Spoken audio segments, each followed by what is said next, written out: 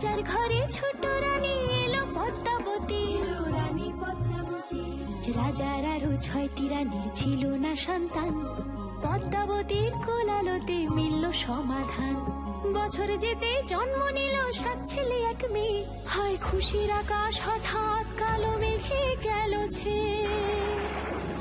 হিংসেতে যায় জ্বলে পুড়ে বাকি 6টি রানী, যুক্তি করে ঘটায় ওরা 7 কুমারের হানি। সুযোগ মতো 7 ছেলেকে মাটিতে দেয় পুঁতে, বাঁচে একা পারুল ওরা পায় না তাকে ছুতে। ধাইমা বাঁচায় সেই মেয়েকে বড় করে তোলে, 7 ভাইকে পায় যে পারুল 7টি চাপা ফুলে।